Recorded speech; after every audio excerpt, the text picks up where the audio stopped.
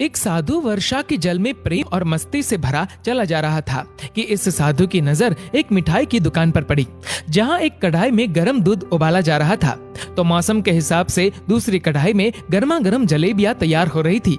साधु कुछ क्षणों के लिए वहां रुक गया। शायद भूख का एहसास हो रहा था या मौसम का असर था। साधु हलवाई की भट्टी को बड़े गौर से देखने लगा। साधु कुछ खाना चाहता था, लेकिन साधु की जेब ही नहीं थी तो पैसे भला कहां से होते।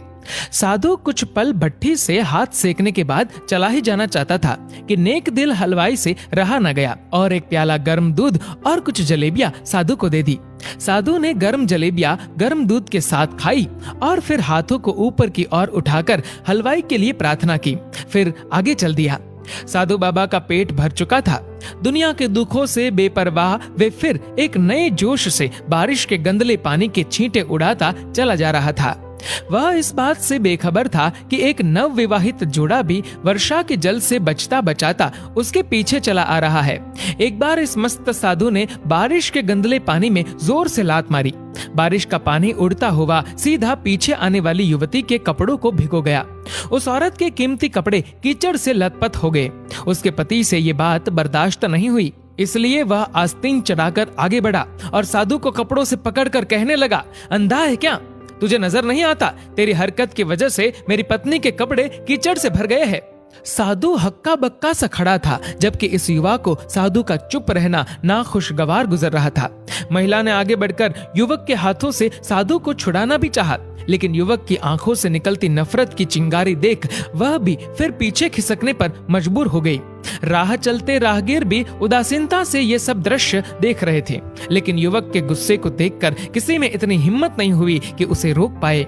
और आखिर जवानी के नशे में चूर इस युवक ने एक जोरदार थप्पड़ साधु के चेहरे पर जड़ दिया। बूढ़ा मलंग थप्पड़ की ताब ना झेलता हुआ लड़खड़ाता हुआ कीचड़ में जा गिरा।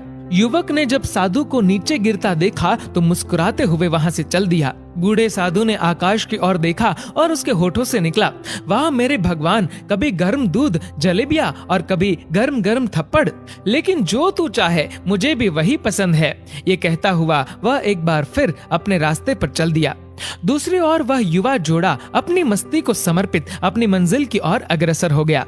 थोड़ी ही दूर चलने के बाद वे एक मकान के सामने पहुंचकर रुक गए। वह अपने घर पहुंच गए थे।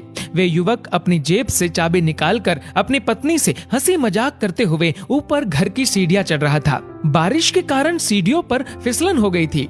अचानक युवक का पैर फिसल गया और वह सीढ़ियों से नीचे गिरने लगा। महिला बहुत जोर से शोर मचाकर लोगों का ध्यान अपने पति की ओर आकर्षित करने लगी, जिसकी वजह से काफी लोग तुरंत सहायता के लिए युवक की ओर लपके, लेकिन देर हो चुकी थी। युवक का सर फट गया था और कुछ ही देर में ज्यादा खून बह जाने के कारण इस नौजवान युवक की मौत हो गई। कुछ लोगों ने दूर से आते साधु बाबा को देखा तो आपस में कानाफूसी होने लगी कि निश्चित रूप से इस साधु बाबा ने थप्पड़ खाकर युवक को श्राप दिया है, अन्यथा ऐसे नौजवान युवक का केवल सीढ़ियों से गिरकर मर जाना बड़े अचंभे की बात लगती है। कुछ मनचले युवकों ने ये बात सुनकर साधु बाबा को घेर लिया। एक युवक कहने लगा कि आप कैसे भगवान के भक्त हैं, जो केवल एक थप्पड़ के कारण युवा को श्राप दे बैठे। भगवान के भक्त में रोष व गुस्सा हरगिज नहीं होता। आप तो जरा सी असुविधा पर भी धैर्य न रख सके। साधु बाबा कहने लगा, भगवान की कसम, मैंने इस युवा को श्राप नहीं दिया। अगर आपने श्राप नहीं दिया तो ऐसा नौजवान युवा सीढ़ियों से गिरकर कैसे मर गया? तब साधु बाबा ने उन सब से एक अनोखा सवाल किया कि क्या आप में से कोई इस घटना का चश्मदीद गवाह है? एक युवक ने आगे बढ़कर कहा, हाँ, मैं इस सब घटना का चश्मदीद गवाह हूँ। साधु ने अगला सवाल किया, मेरे कदमों से जो कीचड़ उछला था, क्या उसने युवा के कपड़ों को दागी किया था? युवक बोला, नहीं, लेकिन महिला के कपड़े जरूर खराब हुए थे। साधु ने युवक की बाहों को थामते हुए पूछा, फिर युवक ने मुझे क्यों मारा? युवक कहने लगा, क्योंकि वह युवा इस महिला का पति था और यह बर्दाश्त नहीं कर सका कि कोई उसकी पत्नी के कपड़ों को गंदा करे, इसलिए उस युवक ने आपको मारा। युवक की बात सुनकर साधु बाबा ने एक जोरदार ठहाका बुलंद किया और यह कहता हुआ वहां से विदा हो गया, तो भगवान की कसम, मैंने श्राप कभी किसी को नहीं दिया, लेकिन कोई है जो मुझसे बहुत प्रेम करता है। अगर उसका यार सहन नहीं कर सका तो मेरे यार को कैसे बर्दाश्त होगा कि कोई मुझे मारे। और मेरा यार इतना शक्तिशाली है कि दुनिया का बड़े से बड़ा राजा भी उसकी लाठी से डरता है। उस भगवान की लाठी दिखती नहीं और आवाज भी नहीं करती, लेकिन पड़ती है तो बहुत दर्द देती है। हमारे कर्म ही हमें उसकी लाठी से बचाते हैं, बस कर्म अच्छे होने चाहिए।